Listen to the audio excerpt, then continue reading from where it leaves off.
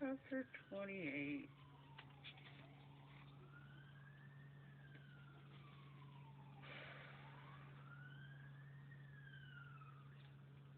In the summer of 1642, in Plymouth, Massachusetts, a teenage boy was accused of buggering a mare cow, 2 goats, 5 sheep, 2 calves, and a turkey. And this is real history on the books, in accordance with the biblical laws of Leviticus. After the boy confessed, he was forced to watch each animal being slaughtered, and then he was killed, and his body was heaped with dead animals and buried in an unmarked pit. This was before there were sexaholic talk therapy meetings.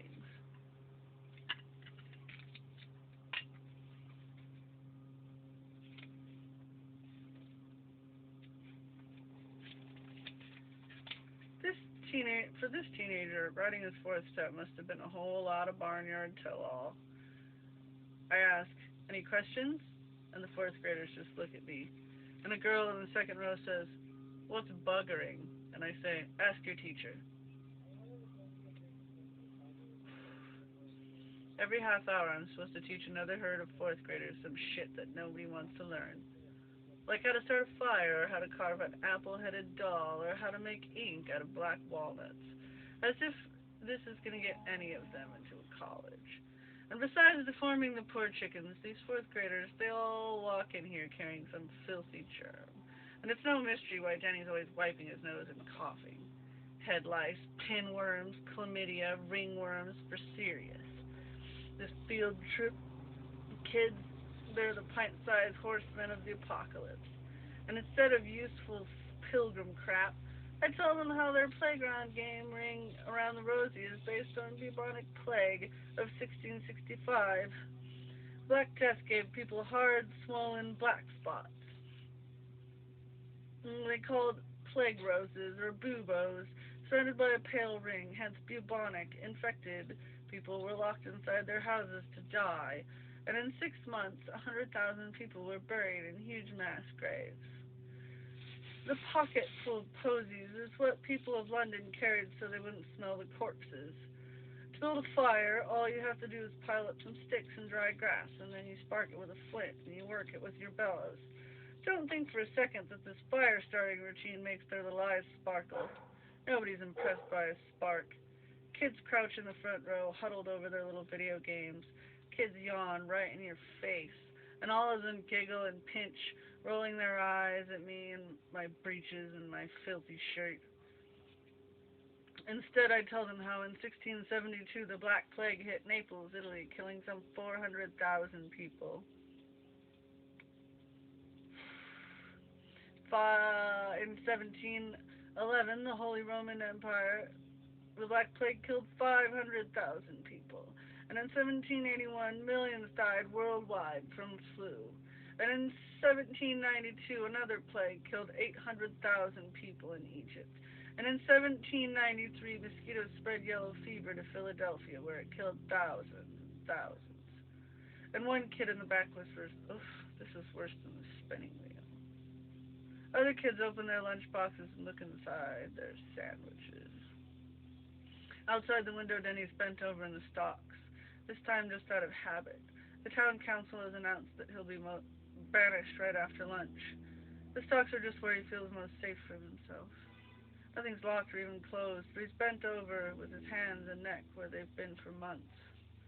On their way here from the Weavers, one kid was poking a stick in Denny's nose and then trying to poke the stick in his mouth, and the other kid was rubbing his head for luck. Starting the fire only kills about 15 minutes. So after that, I'm supposed to show each herd of kids the big cooking pots and twig brooms and bed warmers and shit. Children always look bigger in a room with a 6-foot ceiling. A kid in the back says, they give us fucking egg salad. Here in the 18th century, I'm sitting behind a hearth of the big open fireplace equipped with regular torture chamber relics. The big iron pot hooks, the pokers, andirons, branding irons. My big fire is blazing, and this is the perfect moment to take out the iron pinchers and out of the coals and pretend to study their pitted hot white points. All the kids stepped back, and I asked them, "Hey, kids, can anybody here tell me how people in the 18th century used to abuse naked little boys to death?" And this always gets their attention. No hands up. Still studying the pinchers, I say, "Anybody? Anybody? Still no hands?" "For real," I say, and I start working the hot pinchers open and shut. "Your teachers must have told you about how they used to kill little boys back then." And their teacher's outside waiting. How it worked was, a couple of hours ago, while their class was carding wool, this teacher and me wasted some sperm in the smokehouse. And for sure, she thought I would turn into something romantic, but hey, me face deep in her wonderful rubbery butt, it's amazing what a woman will read into if by accident you say, "I love you." 10 times out of 10, a guy means, "I love this." You wear a foofy linen shirt, a cravat, and some breeches, and the whole world just wants to sit on your face. The two of you sharing the ends of your fat, hot slider, you could be on the cover of some paper bodice ripper. And I tell her, "Oh, baby, yeah, cleave thy flesh under mine. Yeah, cleave it for me, baby." 18th century dirty talk. And their teacher, her name is Amanda, or Allison, or Amy, or something with an A vowel in it. Just keep asking yourself, what would Jesus not do? Stick the pinchers back into the fire, and then stick the pinchers back into the fire, and then I wiggle two of my black fingers at the kids, international sign language, so come closer. And the kids in the back push the ones to the front, and the ones in the front look around, and the one kid calls out, "Miss Lacey!" And a shadow in the window means Miss Lacey's watching, but the minute I look, she ducks out of sight. I motion to the kids to come closer. The old rhyme about Georgie Porgy, I tell them. It's really about England's King George the Fourth, who just couldn't get enough. "Enough what?" a kid says. And I say, "Ask your teacher." And Miss Lacey continues to lurk. And then I say, "You like the fire I got here?" And I nod at the flames. "Well, people need to clean the chimney all the time. Only the chimneys are real small inside, and they run all over the place, so people used to force little boys to climb up them and scrape the insides. And since this was such a tight place, I tell them, the boys would get stuck if they wore any clothes. So, just like Santa Claus, I say, they climbed up the chimney, I say, and I lift a poker from the fire, naked. And I spit on the end of the poker, and spit sizzles loud in the quiet room. And you know how they died?" I say. "Anybody? Anybody?" No hands go up, and I say, "Do you know what a scrotum is?" And nobody says yes or even nods, so I tell them, "Ask Miss Lacey." Our special morning in the smokehouse, Miss Lacey was bobbing on my dog with a good mouthful of spit, and then we were sucking tongues and sweating hard and trading drool, and she pulled back for a good look at me in the dim smoky light. The big fake plastic hams were hanging all around us, and she just swamped and riding my hand hard and breathing between each word, and she wipes her mouth and asks me if I have any protection. "It's cool," I tell her. "It's 1734, remember? 50% of all children just die at birth anyways." She puffs a limp strand of hair up her face and says that's not what I mean. And I lick her right up the middle of her chest, up her throat, and then I stretch my mouth around her ear, and still jacking her with my swamped fingers, I say, "So you have any evil affliction I should know about?"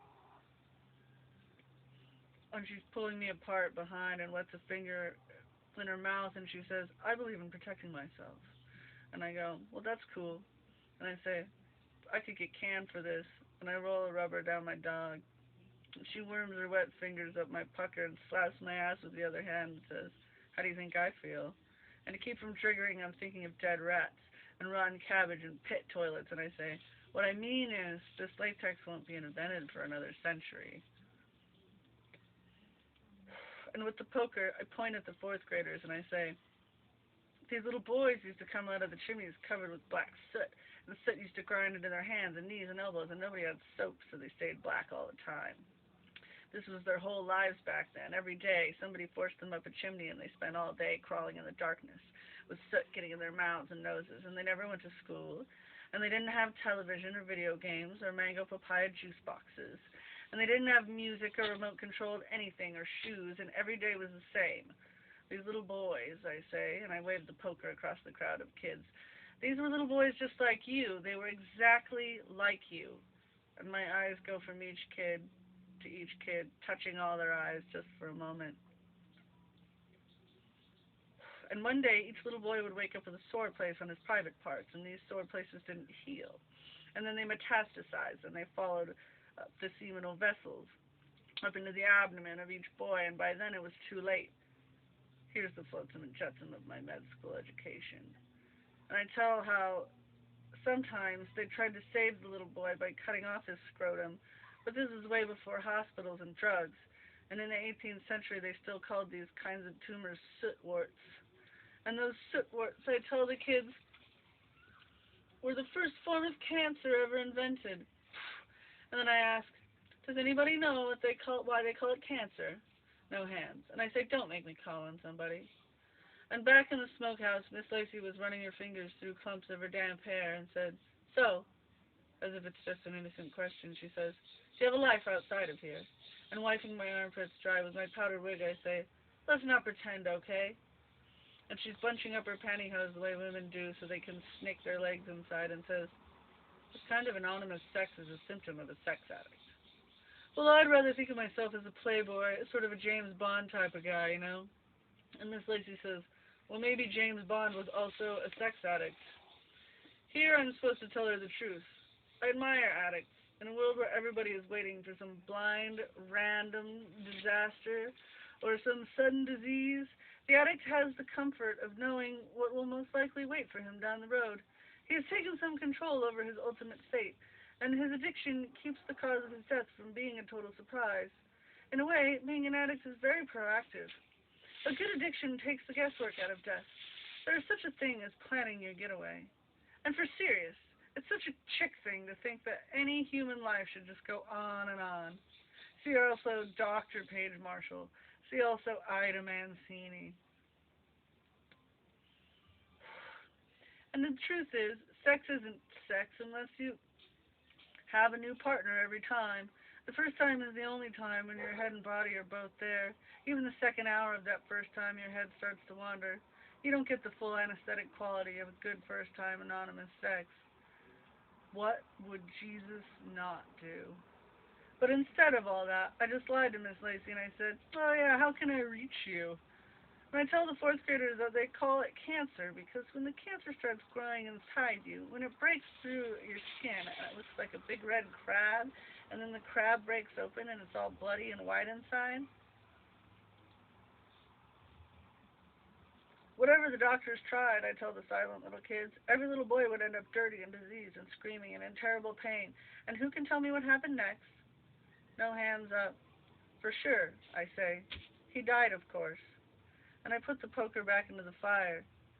So, I say, any questions? No hands go up, so I tell them about the fairly bogus studies where scientists shaved mice and smeared them with smegma from horses. This was supposed to prove that foreskins cause cancer. And a dozen hands go up and I tell them, ask your teacher. What a freaking job that must have been, shaving those poor mice and then finding a bunch of uncircumcised horses. And the clock in the mantel shows our half hour is almost over. Out through the window, Denny's bent over in the stocks. He's only got until 1 o'clock. A stray village dog stops next to him and lifts its leg, and a stream of steaming yellow goes straight into Denny's wooden shoe. And what else, I say, is George Washington kept slaves, and he didn't ever chop down a cherry tree, and he was really a woman. And as they push toward the door, I tell them, and don't mess with the dude in the stocks anymore, I shout, and lay off shaking the goddamn chicken eggs. And just to stir the turd, I tell them to ask the cheesemaker why his eyes are all red and dilated, and ask the blacksmith about the icky lines going up and down the sides of his arms. And I call after the infectious little monsters that any moles or freckles they have, that's just cancer waiting to happen. And I call after them, sunshine is your enemy. Stay off the sunny side of the street. Fair. Well, that's chapter 28. And so we'll see you next time.